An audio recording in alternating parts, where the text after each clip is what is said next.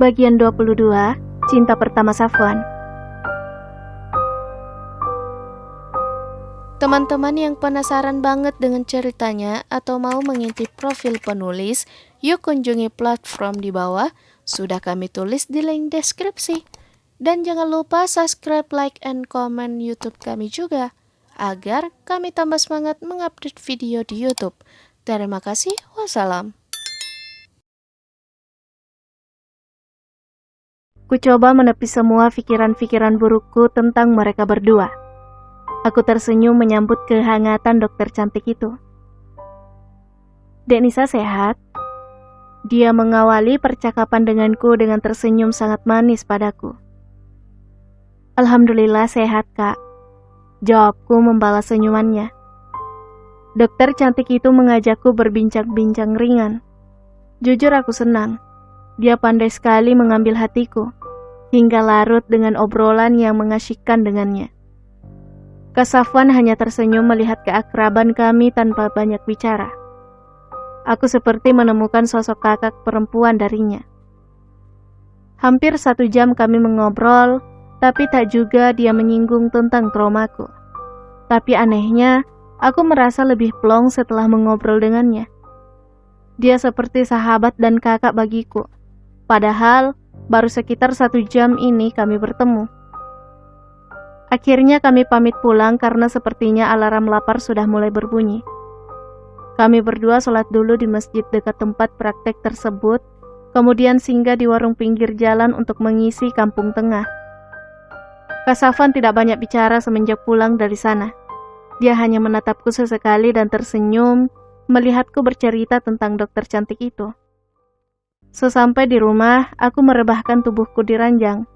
Aromaterapi wangi lavender favoritku membantu menyejukkan tubuhku yang lelah setelah seharian di luar. Gimana? Tidak apa-apa kan kalau sesekali kita jalan ke sana? Kak Safwan menghempaskan tubuhnya di ranjang tepat di dekatku. Tak apalah, Kak. Dokternya asyik, jawabku sambil tersenyum. Dia mengajak aku jalan loh, Kak. Sambungku bersemangat. Boleh kan? Tanyaku sambil menatapnya manja. Boleh dong. Apa sih yang tidak buat kamu? Jawabnya sambil mencubit hidungku. Kami tertawa bersama. Tak ada lagi pikiran burukku tentang mereka berdua. Hari ini, kembali jadwal konselingku. Kami berangkat agak siang, agar bisa jadi tamu terakhir. Itu atas permintaanku karena aku risih jika ada yang melihatku di tempat itu. Sesampainya di sana kami kembali disambut hangat olehnya. Tetapi tak berapa lama kemudian dia mengajakku ngobrol berdua. Safwan, aku culik istrimu dulu ya. Candanya sambil menggandeng tanganku ke sebuah ruangan agak tertutup yang masih dalam ruangan utama ini. Kak Safwan mengangguk mempersilahkan kami. Dek Nisa santai saja. Kita cuma ngobrol biasa kok. Dia mungkin merasakan kegelisahanku saat mengajakku masuk ruangan itu. Dek Nisa bahagia kan dengan pernikahan sekarang? Aku agak terkejut dengan pertanyaannya itu. Aku tidak menyangka kalau dia akan menanyakan pertanyaan itu. Alhamdulillah, Kak.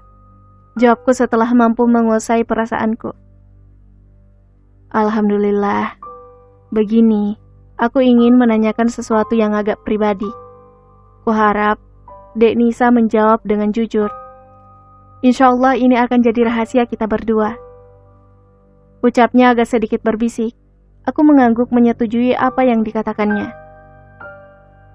Begini, beberapa kasus perceraian menyisakan trauma. Kebetulan, yang aku tangani rata-rata mengalami hal yang sama. Aku hanya ingin memastikan apakah Dek Nisa juga mengalami hal itu. Tanyanya menyelidik. Aku agak sedikit gugup mendengar pertanyaan itu. Dia menggeser kursinya lebih dekat denganku kemudian menggenggam tanganku. Sepertinya dia mampu membaca kegelisahanku. Hubunganmu dengan suamimu baik-baik saja kan? Maksudku hubungan suami istri. Bisiknya sambil tersenyum. Saya harap Dek Nisa bisa jujur, karena kejujuran Dek Nisa bisa membantu penyembuhan Dek Nisa lebih cepat. Sambungnya lagi. Aku menunduk mendengar pertanyaan itu. Entah mengapa tiba-tiba aku merasa sedih. Tak tahu harus menjawab apa.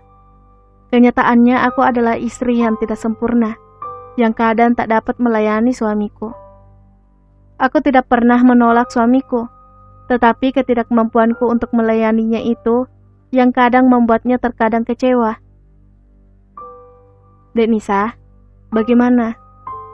Tanyanya lagi dengan suara yang masih berbisik. Entahlah kak, aku tidak mengerti. Aku menghela nafas panjang, sulit rasanya untuk menceritakan hal ini pada orang lain. Dek Nisa tak perlu sungkan. Anggap saja aku ini kakakmu. Cerita saja. Sambungnya lagi. Tapi ini rahasia kita ya kak. Aku seperti anak kecil, menyuruhnya berjanji sambil mengaitkan jari kelingking kami. Ya, aku janji. Ucapnya mengaitkan jari kelingkingnya. Begini kak, aku agak ragu untuk memulai namun dia menenangkan aku. Kadang aku tak bisa melayani suamiku, bukan karena aku tidak mau, tetapi tiba-tiba, maaf, organ intim tiba-tiba mengatup dan sakit. Kadang aku kesulitan bernafas jika aku memaksakan untuk melayaninya. Wajahku memerah menceritakan rahasia rumah tangga aku tersebut. Di sisi lain, perasaanku sedikit lega karena aku tidak tahu harus bicara dengan siapa selama ini. Apakah itu dapat sembuh, Kak? Tanyaku khawatir. Mendengar pertanyaanku, dia tersenyum dan berdiri menatap keluar jendela di ruangan ini. Dek Nisa tak perlu khawatir. Kalau Dek Nisa yakin, insya Allah Tuhan akan mempermudah jalan kesembuhan buatmu. Jawab Dokter Amalia tersenyum padaku. Senyum lembut yang menenangkan. Satu yang kamu harus syukuri. Kamu bertemu dengan laki-laki yang baik, yang insya Allah akan sangat membantu kesembuhanmu. Sambungnya lagi. Banyak kasus yang aku tangani sangat memprihatinkan, karena suaminya tak mau mengerti tentang keadaan istrinya. Jadi bukannya sembuh, tapi justru memperparah trauma itu. Dari penjelasannya baru ku ketahui penyakit yang kuidap adalah vagismus, yaitu kondisi medis yang ditandai dengan pengencangan otot-otot sekitar Miss F secara tidak sadar. Ketika ada upaya penetrasi atau penyusupan sesuatu ke dalam Miss F. Aku mendengar penjelasannya dengan seksama. Menurutnya, ini bisa terjadi karena banyak faktor. Salah satunya trauma pelecehan atau depresi akibat pemerkosaan. Kalimat-kalimat yang keluar dari mulutnya memang agak tidak enak di telingaku. Namun aku berusaha untuk memperhatikan semua. Aku berharap bisa melalui semua ini. Jadi, apa yang harus aku lakukan, Kak? Tanyaku kemudian. Yang pertama, kamu harus memaafkan dirimu sendiri. Jangan terus mengutuki apa yang telah terjadi adalah kesalahan kamu. Tapi itu semata-mata cara Tuhan untuk mempertemukanmu dengan orang yang tepat. Jawabnya sambil berjalan mendekat ke arahku.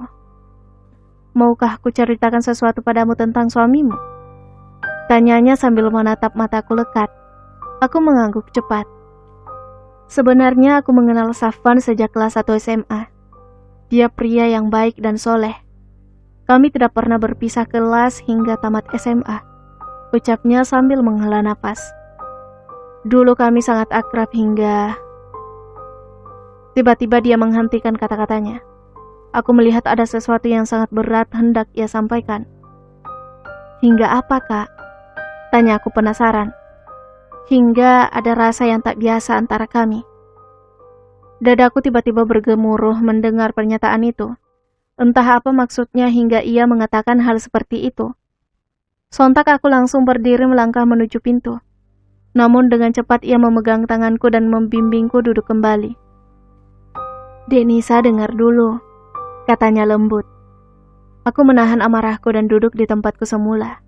Mataku mulai hangat, sebentar lagi mengeluarkan air mata. kami tidak pacaran seperti yang lainnya, Dek Nisa. Katanya menegaskan, Safwan adalah laki-laki soleh yang tak mau berpacaran. Namun dia berjanji padaku akan datang setelah kuliahnya selesai. Aku semakin meradang mendengar penuturannya. Bukannya dia sebagai dokter tak pantas melakukan ini padaku. Dia menggenggam tanganku erat. Aku bersalah padanya, Nis. Ucapnya ragu. Dokter Amalia tak melanjutkan kata-katanya. Ada air cairan bening yang jatuh membasahi pipinya. Bahunya terguncang menahan tangis. Aku menatapnya dengan ribuan pertanyaan. Nis, dia setia padaku selama dia di Mesir. Namun, 2 tahun setelah kepergiannya, aku mengkhianatinya. Takdir membawaku berjodoh dengan orang lain. Tangisnya semakin deras.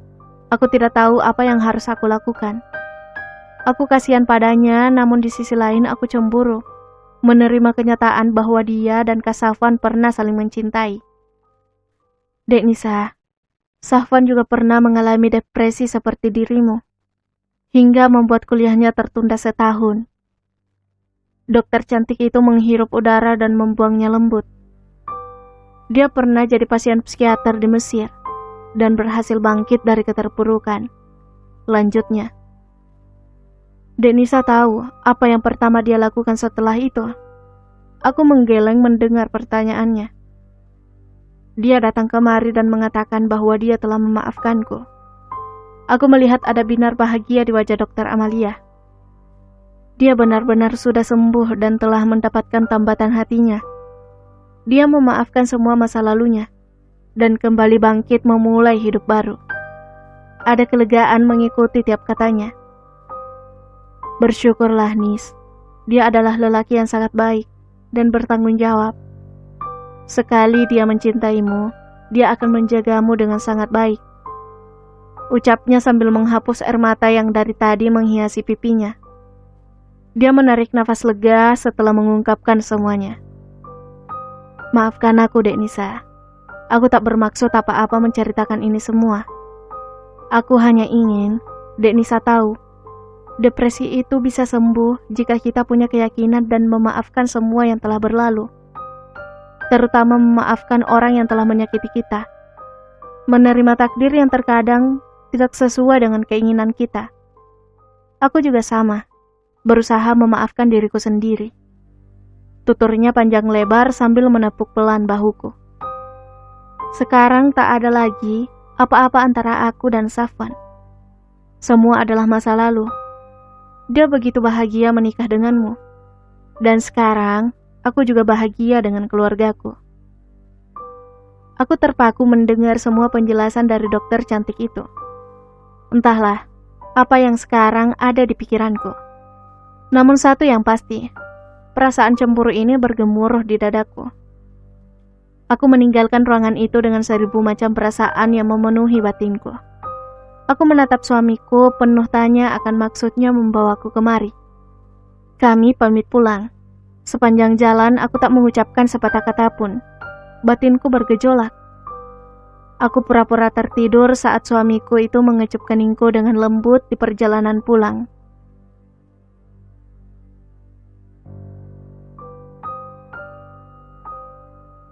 Bersambung.